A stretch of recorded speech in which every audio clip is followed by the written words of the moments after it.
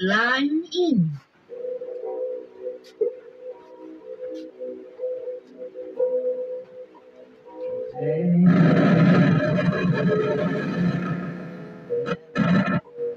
Standing in the presence of the Lord,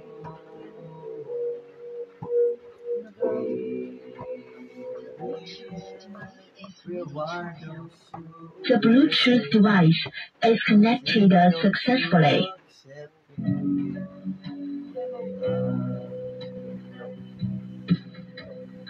Are you ready now to face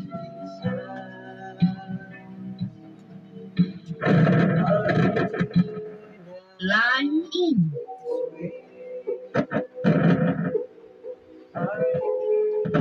keeping all the commandments that He gave?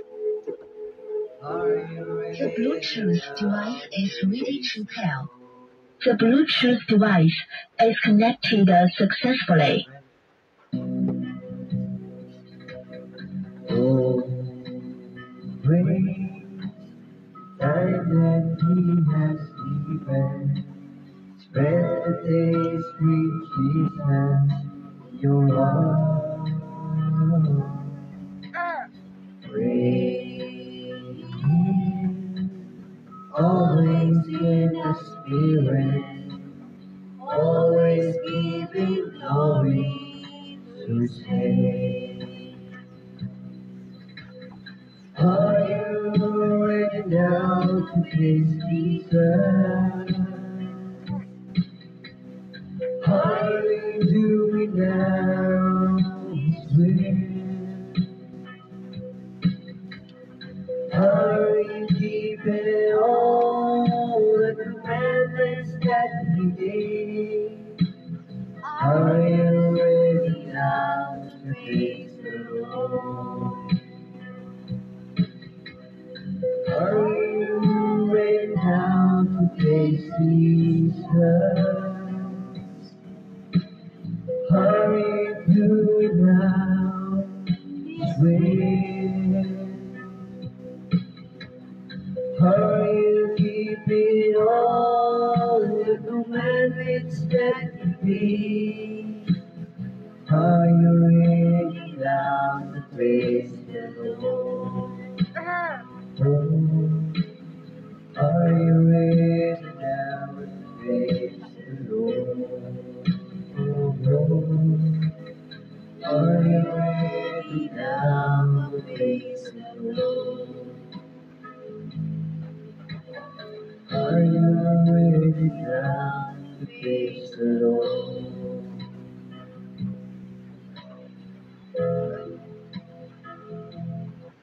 So natin awitin na ikaw.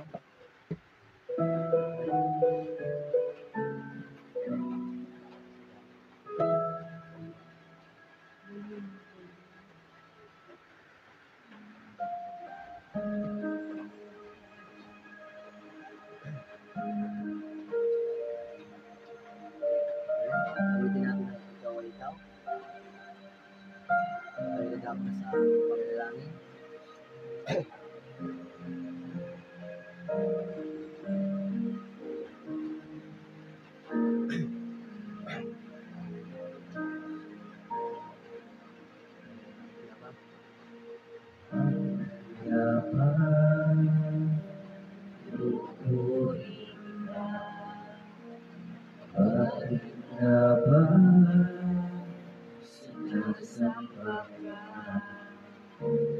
Bakit nga ba pinagniling ko na?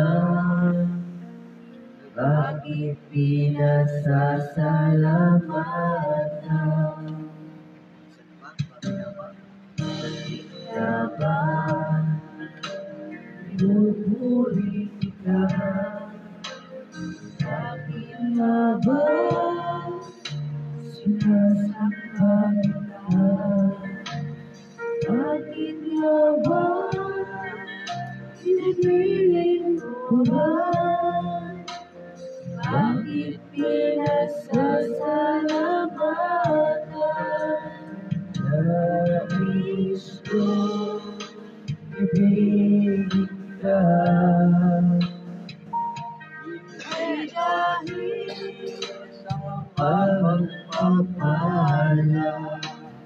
Dahil mo ibigin kita,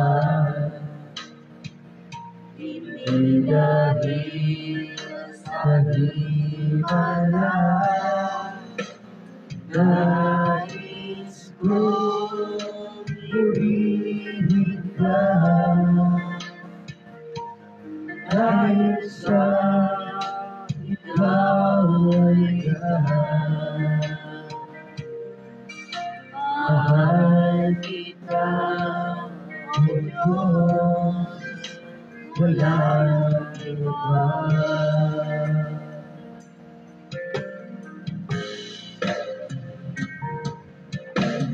Bakit ka ba ipupuri kita? Bakit ka ba sinasamba kita?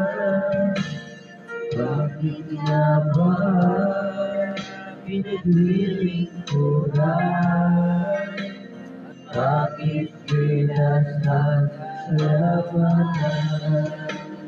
Nais mo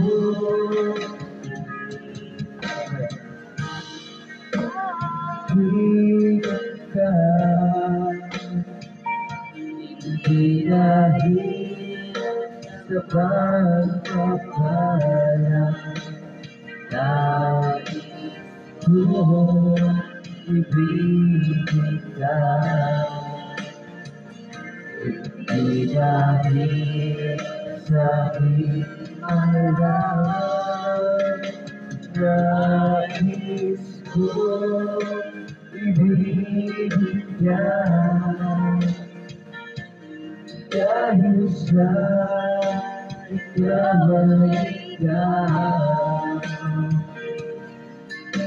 Mahal kita, O Diyos, walang iba.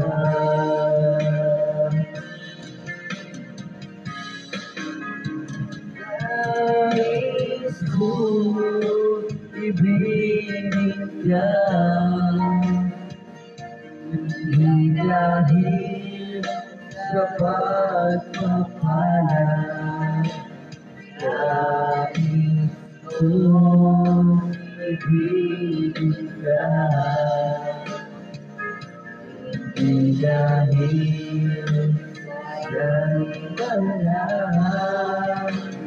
Nais ko ibigin ka,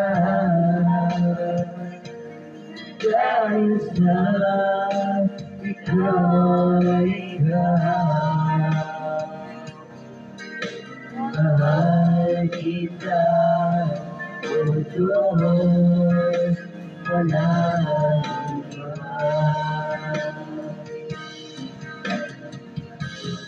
Ikaw, O Diyos, walang iba. Mahal kita, O Diyos, walang iba.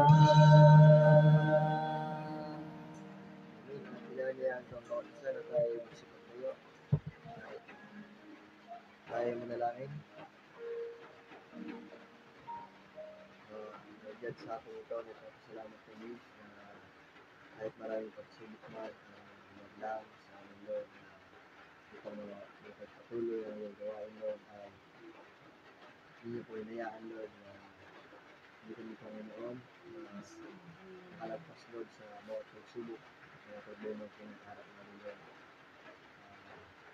Salamat kami na ay kang nariyang sa amin, kami salain, kabayan, ingatan sa mga minsan pa Panginoon, aming Panginoon, kawaran sa aming pagkulang, sa aming nagagawa.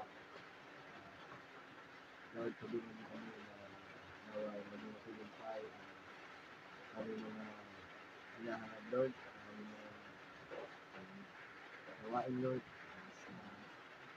naway ang mga pagsubok na aming kinaharap, Lord, ang mga nilampasan ay nagsilbing nakasal sa amin, Lord, sa mga puso namin, Lord, na away susunod, alam mo namin ang aming mga gagawin, ito yung mapagtibay sa amin mga puso. Lord, alam namin na hindi mo rin kawabahan, Lord. Maraming po kami, Lord, sa inyong likuran, Lord.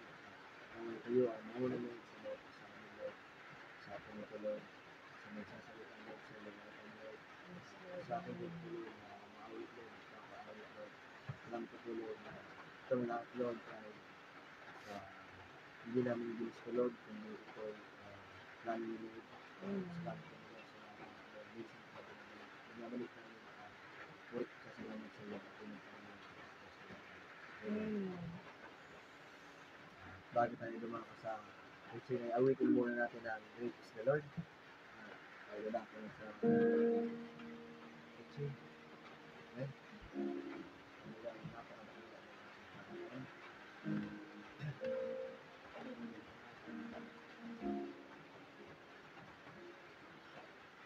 Praise the Lord, most worthy of praise.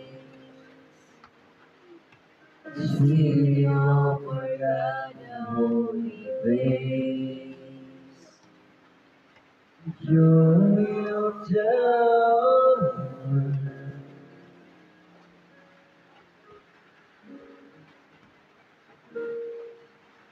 Praise the Lord in all we have been to me. He is us against the enemies.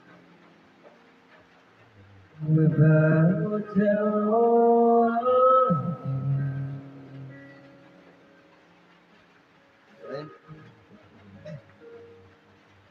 Lord, we want to lift your name high. Lord, we want to thank you for the words you died on lives. Lord, trust your faithfulness. For you alone are God eternal, Father in heaven above.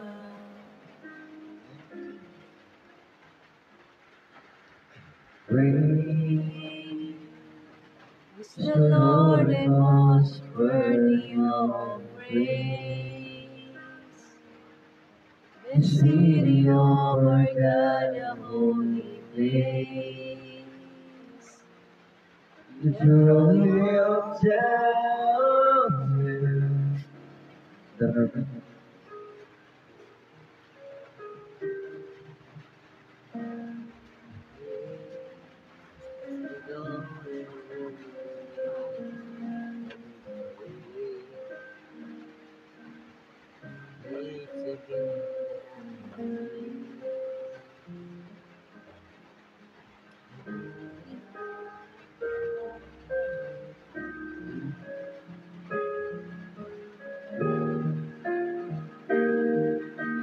Lord, we want to lift your name on high. And Lord, we want to thank you for the work you've done in our lives. Lord, we trust in your unfailing love.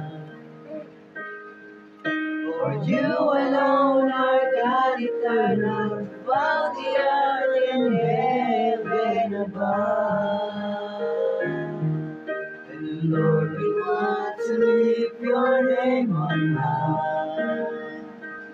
And Lord, we want to thank you for the work you've done in our lives. And Lord, we trust in your unfailing love. For you alone are God eternal, while the earth and heaven above. For you alone are God eternal, while the earth and heaven above. Alone are God eternal, while the earth and heaven above. Amen. Hallelujah. Sa hapong ito, tayo ay tuloy sa paghiling ko sa Panginoon at tayo ay nagagalak na medyo masungit yung panahon maulan. Hindi tayo nakapunta sa dako kung saan tayo ay nakikipag-home fellowship sila Brother Alvin, pero sabi nga kanina may mga dumalo din at alam natin na all things work together for good. Kung paano sa literal na kalagayan ay ang panahon talaga hindi stable, may panahon na tag-ulan at may panahon na tag-init. Pero ano pa man ang kalagayan ng panahon ay hindi ito magiging hadlang para tayo ay tuloy-tuloy sa paglilingkod sa ating Panginoon. So talagang napakapalad natin dahil pahirap yung kalagayan ng mundo.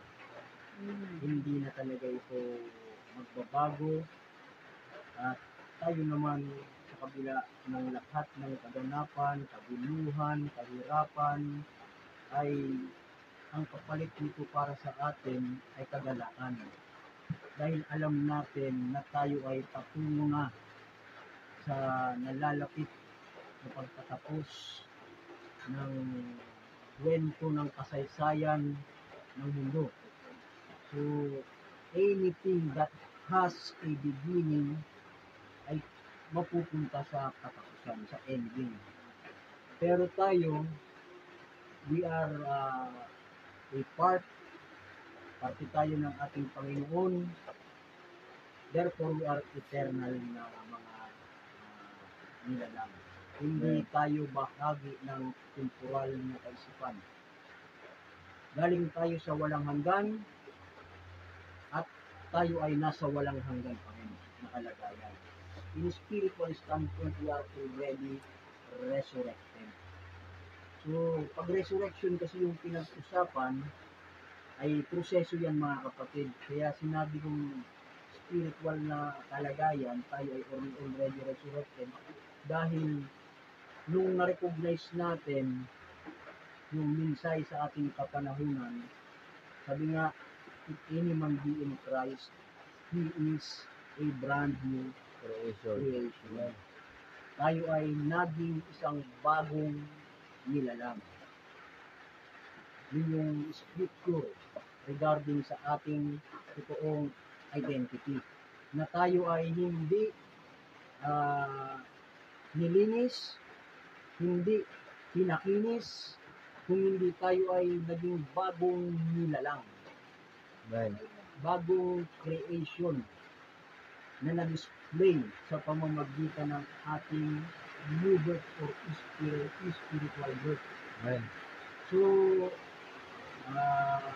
may masamang panahon siguro, pero we do believe na ito ay given permitted ng Panginoon. Amen. Given permitted ng Panginoon sapagkat anything na pinagdadaanan natin, ito ay naayon sa tinatawag na law of contrast. At hindi natin ma-appreciate yung mga bagay na positibo kung walang mga bagay na negatibo. Hindi natin ma-appreciate yung mga bagay na maganda kung walang pangit o Amen. walang mga bagay na contrast. Kaya nga yung liwanag, para ma-appreciate natin, may dilim. At yung tama, para masabi natin tama, may mali. Amen. That's right. So, ganun lang mga kapatid. Pero tayo ay we know who we are. At dahil alam na natin kung sino tayo, hindi na tayo apektado. At ang layunin na lang natin mga kapatid ay sabi nga ni Paul, yung good fight I have fought a good fight. Kung tayo ay nakikipaglaban, hanggang sa matapos yung labanan na lang.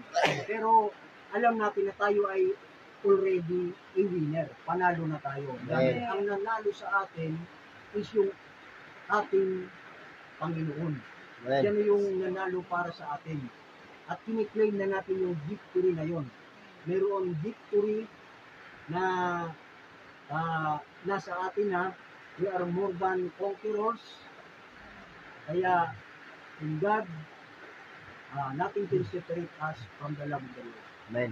So sa hapon ito, ay gusto kong mag-share ng isang maikling mensahe at basahin natin sa St. Luke chapter 4 verse 16 hanggang 21. Sabi dito, and he came to Nazareth where had been brought up, and as his custom was, he went into the synagogue on the Sabbath day and he stood up for to read. Sabi ng Bible, ang ating Panginoon ang tinutukoy dito, at siya ay napa sa Nazareth na kanyang nilakhan. At ayon sa kanyang kaugalian, siya ay pumasok sa sinagoga ng araw ng Sabat at nagtindig upang bumasa. Verse 17. And there was delivered unto him the book of the prophet Isaiah. And when he had opened the book, he found the place where it was written.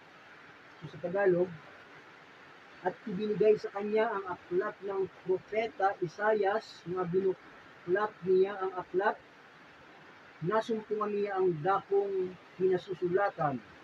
Verse 18, the Spirit of the Lord is upon me, because he hath anointed me to preach the gospel to the poor. He hath sent me to heal the broken-hearted, to preach deliverance to the captives, and recovering of sight to the blind, to set at liberty them that are bruised. Tagalog, sumasa akin ang Espiritu ng Panginoon sapagkat ako'y pinahiran niya upang pangaral ang mabubuting balita sa mga dikha. Ako'y sinugo niya upang itanyag sa mga bihag ang pagkaligtas at sa mga bulag ang pagkakita, upang bigyan ng kalayaan ang nang-aapi. Verse 19, to preach the acceptable year of the Lord, upang itanyag ang kaaya-ayang taon ng Panginoon. Verse 20, and he closed the book, and he gave it again to the minister, and sat down, and the eyes of all them that were in the synagogue were fastened on him. Verse 20, at binalumbo niya ang aklat at isinauli sa naglilingkod at naupo.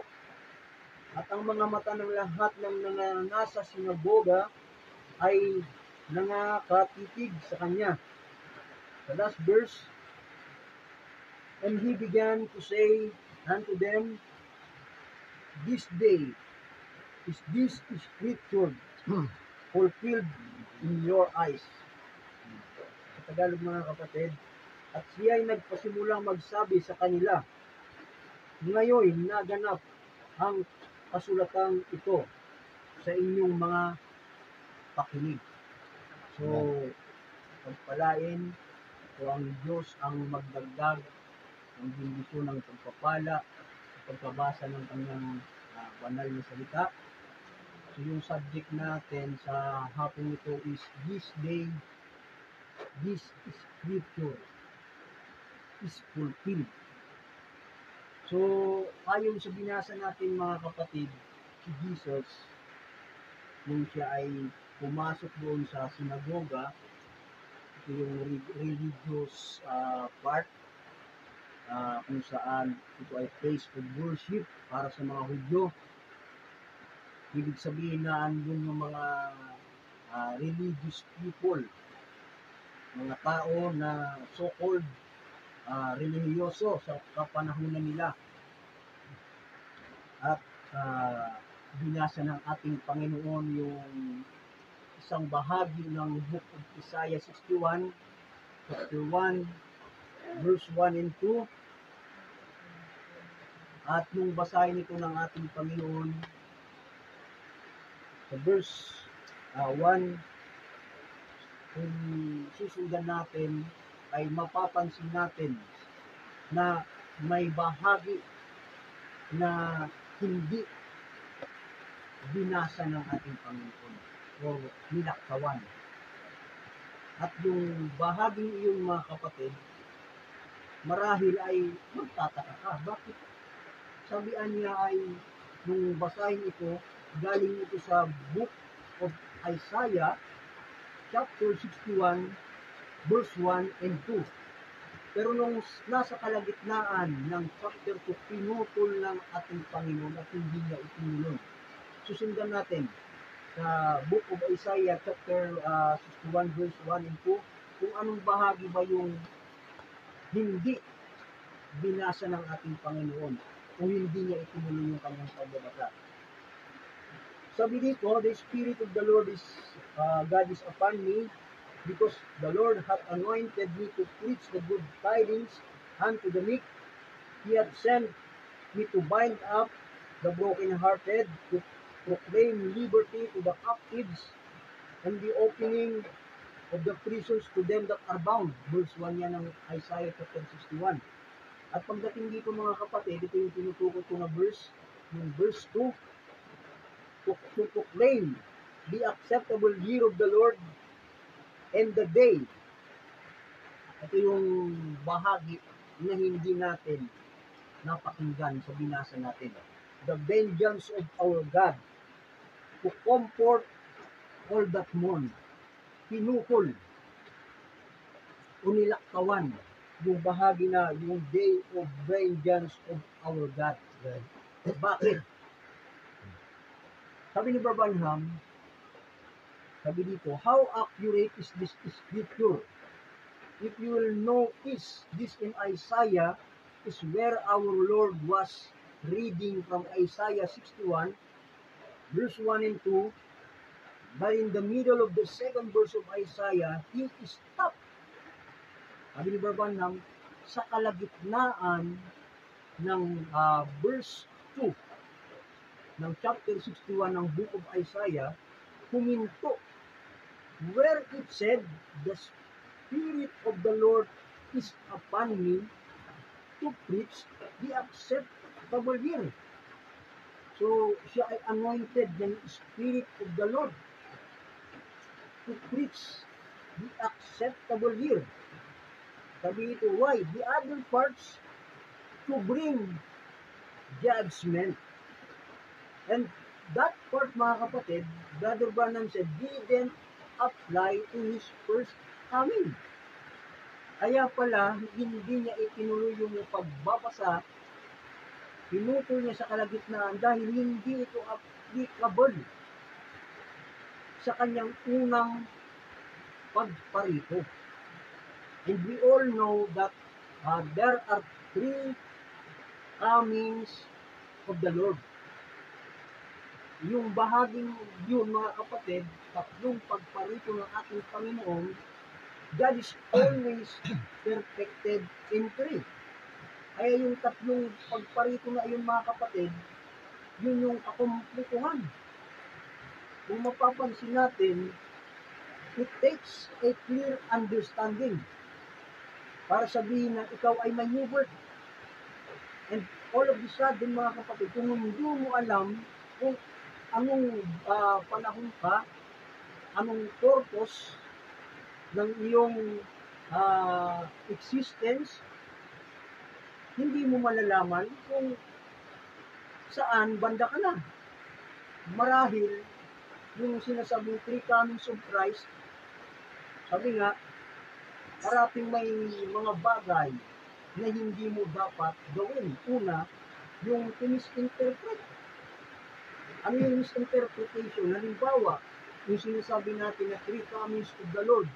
Pag sinabing first coming, yung the very purpose of God sa kanyang unang pagparito ay to redeem His bride. Pag sinabi mo na yung redemption ng yung mga kapatid, yung first coming ay hindi pa nagaganap, therefore may mali. Diba? Parang isang bagay yan na ikaw ay nasa strong delusion ni Satan.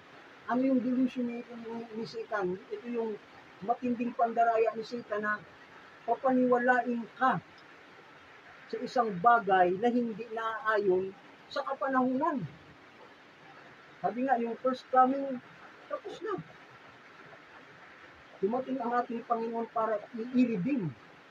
Pero yung redemption natin, mga kapatid, hindi ito literal na na-express doon sa cross. Bakit? Kung yung redemption natin ay literal na na-express na doon sa cross, ay wala nang purpose yung tinatawag natin na opening ng seal.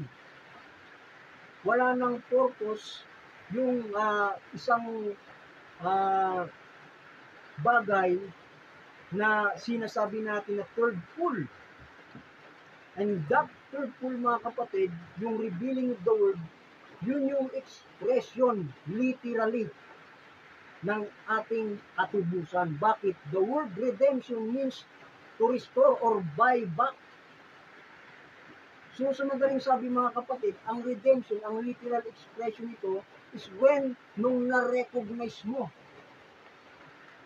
na wala yung spiritual na amnesia mo, yung amnesia.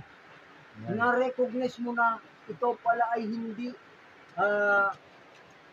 basta normal na tao lang. At alam mo kung ano yung pinakang purpose mo. Ikaw pala ay tinatawag na bride of Christ. Ikaw yung Son of God. Sa kapanahon na ito, ikaw yung anointed one. Amen. Bahagi ng anointed ones at the end time. Kaya nga, pag hindi mo nakita, nalaman yung posisyon mo sa katawan ni Kristo, ay ikaw ay pwedeng maging madaya, mabiktima ka ng strong delusion ni Satan. Anya, yung first coming, tuturo mo way back 2,000 years ago, ni-redeem ka na. Hindi yun, mga kapatid. Ano yung redemption mo, mga kapatid, is yung new birth mo. Diba? Kaya yung walang new birth, walang katubusan na na-express. And yung second coming ni Christ, kaya pag sinabing second coming ni Christ, bibihira yung mga tao na hindi naghihintay ng pangalawang pagbabalik o pagparito ng ating Panginoon. Bibihira. May mga tao rin kasi, may mga grupo na sila ay, kumbaga, naboring na yata, nainip na. Kagaya ng mga Hudyo, yung Israel nung sila ay naglalakbay doon sa ilang. Sa kanilang pagkainip, nakontento na sila, sabi nila, dito na kami aanyo Moses, ayaw na namin magpatuloy. Kaya yung iba, mga kapatid, na nasa loob ng end time, ganoon din yung naging tayo. Ayaw na namin maghintay ng second coming, nangyari na. Kahit wala pang literal na kaganapan, para sa kanila nangyari na. Through their imagination. And they are now in a third coming. So ano yung second coming? The word second coming, mga kapatid, ang pinaka-essence ng kanyang pangalawang pagparito ay to rapture. O i-caught up yung kanyang bride. At we all know mga kapatid na yung quote up ng yun ay hindi lang imagination.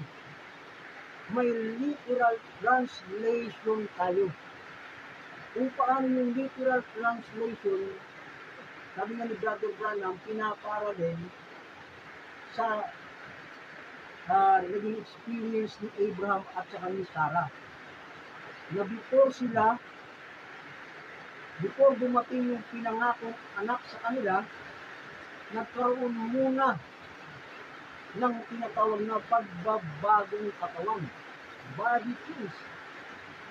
So yung mga kapatid, dahil in this manner or in this kind ng katawan, this is a mortal body.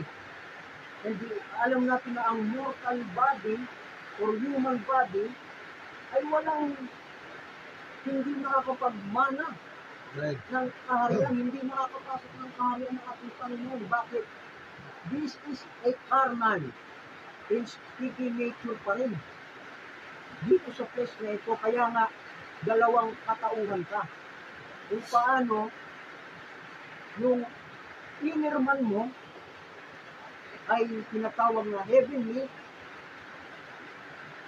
yun yung part na makalangit, at yung outer man mo, that part is still subject para mag-perish, mabulok. Kaya kung ganitong katawan yung tinatawag natin na body change na, ay walang epekto yung quickening power na nasa loob natin mga kapatid. Dahil hindi nagkaroon ng transformation.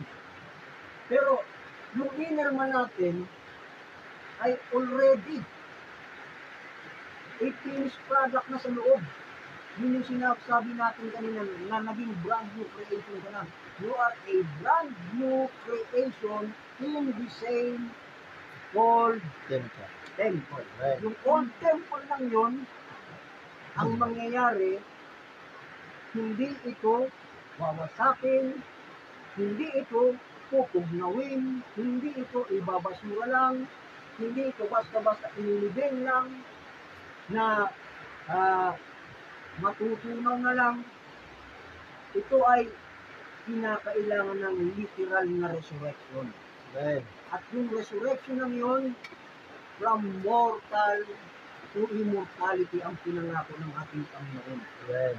So yung nasa bahagi tayo, kung paano pinaparalin natin sa subject na, yung bahagi na hindi sa ating pwede, ay hindi natin pwede i-declare na this scripture is already fulfilled. Meaning, kung tayo ay nasa second coming pa rin, we are a second coming believers, may proseso pa tayo. Hindi muna natin bibigyan pansin yung third coming. Nasasabihin natin na tayo ay nasa millennium na. Yun yung isang bagay na malinaw. Kaya sabi dito ni Brother Branham, didn't apply to his first coming but his second coming. It didn't apply there. How the scriptures never make a mistake. They are always perfect. Jesus stopped where the scripture stopped. Ang ating Panginoon Jesus, nung alam niya kung ano yung purpose ng kanyang existence, ano yung means ang ginagampanan niya, yun lang yung binasa niya. Yun din lang yung iklinim niya. Diba? Sabi nito, because that was exactly what was to be vindicated in his day. Yun lang mga kapatid yung vindicated. Right. Sa kanyang kapanahunan. Kaya, pag sinabing day of vengeance, ay hindi pa magaganap yung sa first coming. Yung first coming mga kapatid, sabi nga, is to preach the acceptable year. Papaliwanag natin yung acceptable year mamaya. Now, in the first coming, then the second coming, he will bring judgment upon the earth, but not then. He was to preach the acceptable year. So magkaiba mga kapatid, magkaibang kapanahunan, kaya yung panahon na para sa kanya, yun muna yung kinuha niya. Amen. Yung pangangaral tungkol sa tinatawag na acceptable year. The acceptable year mga kapatid, as we all know, sabi ng Bible, was the year of Jubilee. Ito pala yung tinatawag na taon o panahon ng jubileo. Or in other words, acceptable year. Ang ibig sabihin nito mga kapatid? That when all slaves and prisoners, as they were then taken prison and had to give a son to pay a debt or a daughter to pay a debt. Sa paniniwala ng mga Hudyo mga kapatid, pag dumating sa ika-50 taon or 50th year, ito ay tinatawag na Jubilee. Amen. So, pag sinabing Jubilee, araw ng parang independence sa'yo, pagpapalaya, o acceptable year, kung ikaw ay isang bilanggo, isa kang slave, o kung ano man yung kalagayan mo mga kapatid,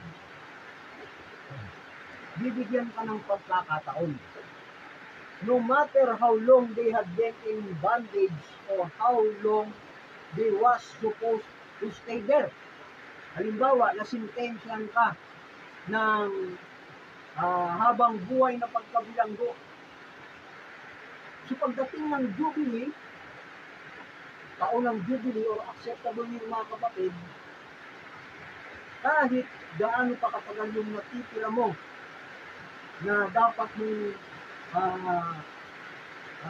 itagal sa bilangguan, ay maaalis na yun. Amen. Bibigyan ka na ng pagkakataon na magkaroon ng kalayaan. Amen. When the year come of the Jubilee, when the trumpet sounded, every man could go free if he wanted to go free. Amen. So magkakaroon mga kapatid ng kalayaan, pero hindi basta-basta magiging malaya yung tao. Yun lang mga kapatid sa tatanggap ng kalayaan. Kaya nga sabi yung pardon ay hindi magiging isang pardon maliban na ito ay tanggapin mo bilang isang pardon. Amen. Halimbawa, binigyan ka ng kalayaan, hindi mo ngayon tinanggap yung kalayaan, you refuse para sa iyong freedom or pardon. Hindi ngayon ito magiging pardon sa iyo. Pero kapag tinanggap mo, you will become ay naisa ka ng malaya. Amen. But if you desire to remain a slave, then you have to be taken down that temple. Ito na yung kanilang tradisyon, yung paniniwala ng mga Hudyo. Kung ikaw ay tumanggi doon sa pardon na ibinibigay, ikaw ngayon ay dadalhin sa bahagi ng isang templo, sa may poste, bubukasan ngayon yung iyong tainga at lalagyan ka ng hikaw, mga kapatid, na ang ibig sabihin nito ay magiging habang buhay ka ng isang alipin. Amen. So, gaano ka-perfecto ito mga kapatid sa ating Panginoon sa pagdating niya. Para isa katuparan kasi yung ganong tradisyon mga kapatid, kinakailangan. Halimbawa, ikaw yung tinatawag na prisoner. Kinakailangan mong magbigay ng iyong anak na babae o anak na lalaki para sa iyong kalayaan. Meaning, may magsasakripisyo na kukuha ng iyong lugar.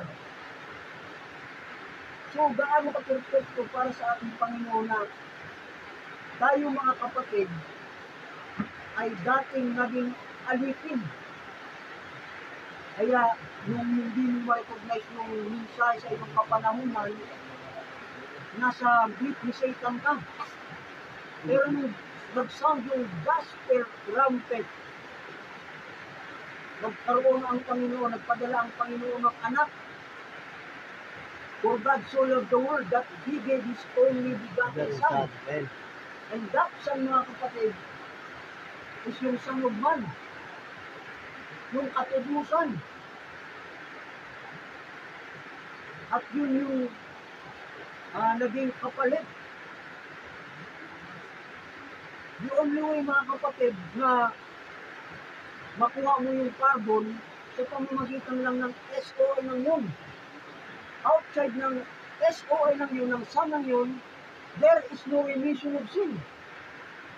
Kaya, kailangan mong ma-recognize yung gospel trumpet. Pag na-recognize mo yung gospel trumpet, na-recognize mo yung iyong katubusan, ito yung tinatawag na acceptable year para sa iyo. Kung ano man yung kalagayan mo, halimbawa, alutin ka ng laman, binibitiwan mo na ngayon yung mga bagay na nang aalitin dito sa laman. Amen. Halimbawa, ikaw ay nasa loob ng isang denomination, binibigyan ka na ng karapatan, pagkakataon na lumaya. Pero kapag ikaw ay tumanggi sa kalayaan na ibinibigay sa iyo, wala nang pangalawang pagkakataon na ibibigay sa iyo. Sabi nga, yung pagtubos ay isang beses lang. At lahat ng tinubos ay hindi na muli pang kung pwede na bumalik sa tinatawag na pawn shop para tumusin mo, wala nang pangalawang pagtubos pa. Diba? Sabi nga, na sa panahon ng ating Panginoon, lahat, all the manner ng sin, pagsalitaan mo ng kung ano yung Son of Man, saktan mo yung anak ng tao, ay mapapatawad ka pa. Pero someday the Holy Ghost will come and to speak one word against the Holy Ghost, ay wala nang kapatawaran. There is no more, or you will never be forgiven. Bakit? Isang beses lang, mga kapatid, inihain yung katubusan. Kaya nga, after ng yung lamb ma-slay, yung lamb ng yung mga kapatid ay hindi na muli pang iaalay pa. Kaya nga, there was a change of dispensation. After ng kanyang mediatorial works, after ng kanyang redeeming grace, wala nang mercy. Outside ng kanyang salita, ay wala nang kaligtasan pa. There is no remission ng sins sa salita ng kung sino pa man. Kahit gaano man ito ka-tuwid, kahit gaano man ka-feeling santo, walang katubusan sa salita ng tao. Sa salita lamang ng ating Panginoon. At ang perfect na tinatawag natin na interpretation ng salita ay inihayag sa pamamagitan ng kanyang nobya ni Kristo.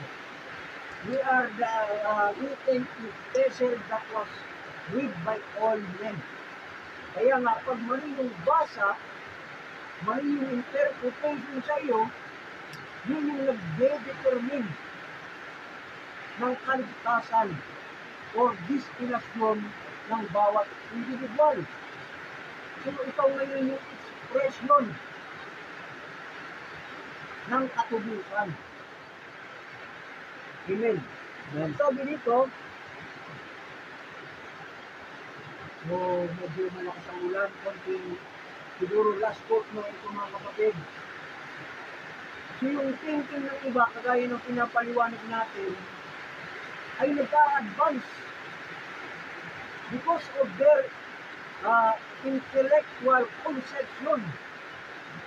Isang scripture, isang same passage yung binabasa natin galing sa Word of God, sa Biblia, at yung pinakang source kung saan tayo sumasahod ng kapahayagan, ganoon din sila.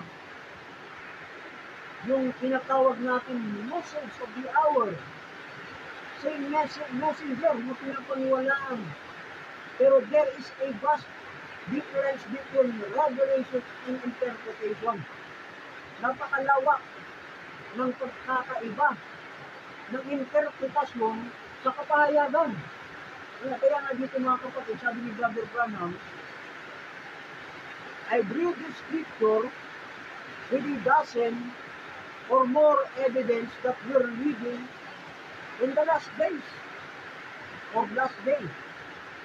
Sabi ng propeta, marami ang mababasa ng mga kasulatan, scriptures, dose-dose ng mga ebidensya sa Bible na po pwede nang ipresenta na tayo ay nabubuhay sa tinatawag na huling mga kaarawan.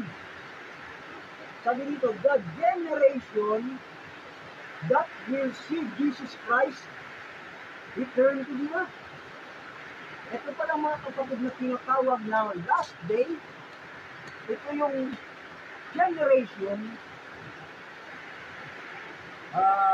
kung saan ito yung henerasyon na makakakita sa muling pagbabalik ng ating Panginoon.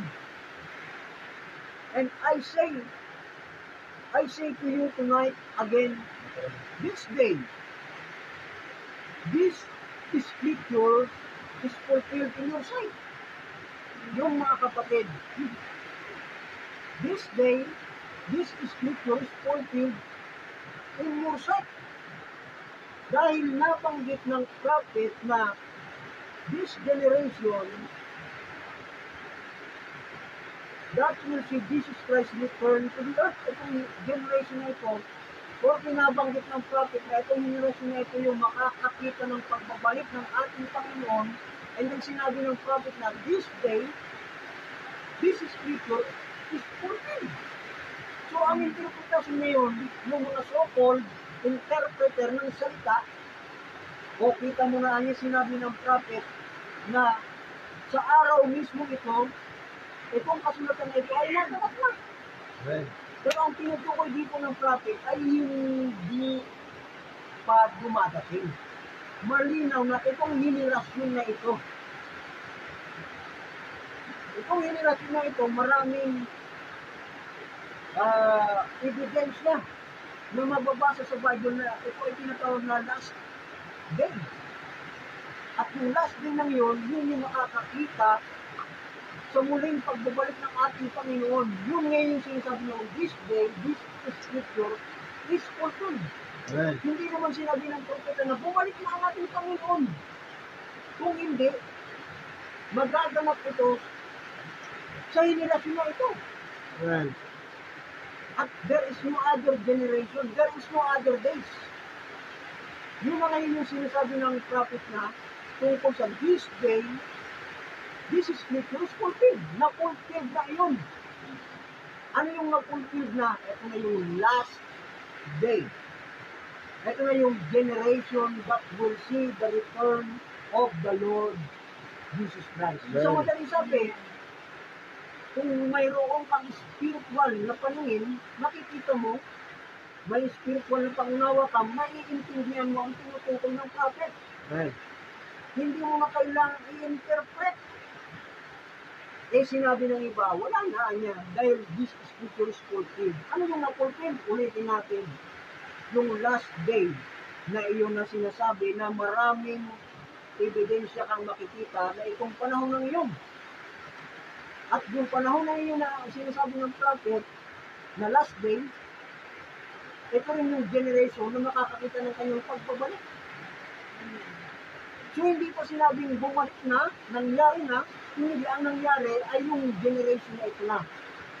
Nagmamanifest na yung mga prophecy. Sabi nga, when the Son of Man revealed as it was in the days of Sodom. So ito ay tawag dito, nagiging parang pattern yung Sodom, nagiging isang parang babala yung kaganapan sa Sodom dahil kung paano ang kaganapan sa Sodom, ganun din ang magiging kaganapan dito. Right. As it was in the days of Sodom. Ano ba yung Sodom na nakalagayan? Naandun yung filthiness, naandun yung talagang worst, becoming worse. Ganun din sa ating kapanahunan. So this day, this scripture is fulfilled. Yung tinatawag na the revealing of the Son of Man. Hindi naman sinabi ng prophet na the revealing of the Son of David. At di naman sinabi ng propeta na yung day na ito ay millennium day or millennial reign na. Kung hindi, ito yung generation na makakakita sa muling pagbabalik ng ating Panginoon. So fail to recognize your day, pag hindi mo nakita, isang bagay lang yan. Nasa strong delusion ka ni Satan. At yung pandaraya ni Satan, ay hindi naman biro-biro yung mga kapatid na sasabihin mo na ako ay nasa pandaraya ni Satan. Walang ganoon. Walang preacher. Walang tao na mag-claim na siya ay mali. Kaya nga pandaraya. Ibig sabihin, yung pinapaniwalaan mo, di mo alam na ikaw ay nasa maling katuruan. Ikaw ay nalilin lang. Pero, sa paniniwala mo, ito ay nasa tama. Ang tawag dyan ay glare. Parang glare yan. Or false mirage. Na tinatawag na optical illusion. Na akala mo totoo. Akala mo ay truth. Pero ikaw pala ay nasa pandaraya ni Satan. So, salamat sa Panginoon dahil tayo ay bagamat maraming sirkumstansya, ramdam natin yung presensya ng ating Panginoon. At yung mga sirkumstansya na yun, yun yung nagbibigay aliw, kagalakan sa puso natin, na it won't be long. We'll be going home. Tayo ay uuwi na. Babalik na sa original na kalagayan natin. Pagkatapos na yung tinatawag natin na programa ng sanlibutan. Yung sanlibutan, mga kapatid, ito yung bahagi na iiwan natin. At hindi nag-i-enjoy yung bride of Christ sa ganitong kalagayan. Ang bride of Christ, walang ibang pinapanabikan kundi yung mamit niya yung kanyang bridegroom. Literal. Dahil pag sinabi natin na kasama na natin siya, oo, kasama na natin siya. Kaya nga, kung mayroon man siyang suot na katawan ngayon, walang iba kundi yung katawan mo yun, katawan ko yung katawan ng bride of Christ. Pero someday, makikita natin siya as in, face to face, makakasama, mahahawakan, hindi imagination. Ramdam natin yung presensya niya. Bakit? Sa pamamagitan ng tinatawag na faith. Ano yung faith? Faith is an essence or substance. Substance na ng mga bagay na hindi mo nakikita pero alam mong tama at pinapaniwalaan mo. Yun ang tinatawag na faith. At hindi ka magkakaroon ng faith kung wala sa iyo ang anak ng Diyos o ang Panginoon. Iba yung intellectual faith or human faith sa tinatawag na faith ng Son of God. Dahil yun lang ang tinatawag natin na perfect faith. So, sa huling pagkakataon ay tayo ay lumuko at manalangin. Dakilang Diyos, Minsan pa kami ay nagpapasalamat sa presensya mo, Lord, sa hapon ito, sa gabi ito. Alam namin na hindi mo kami pinapabayaan. Alam namin na parati ka namin, Lord, na kasama. Alam namin na ang lahat ng ito ay hindi na magtatagal, ay patuloy na sa katapusan ng lahat ng temporal things at pabalik na ang mga bagay-bagay na ito, Lord, sa iyong perfectong kalooban na alam namin, Lord God, hindi masasayang ang pagpapagal ng iyong nobya ni Kristo. At kaya sa mga oras na itadalan namin ang patuloy na pagbigay mo sa amin ng alin, pagbigay mo sa amin ng lakas ng loob para mapagtagumpayan ang lahat ng pagsubok ng buhay. Kami ay nagpapasalamat, Lord God, sa patuloy mo pagbibigay ng pagpapala, na biyaya, na alam namin hindi kami bibig-bibigin as what you will in each of the given unto you. Kaya sa hapon ito, Lord God, ang lahat ng ito ay tinitrain namin sa iyong dakilang pangalan. In Jesus Christ, we pray. Amen. God bless you.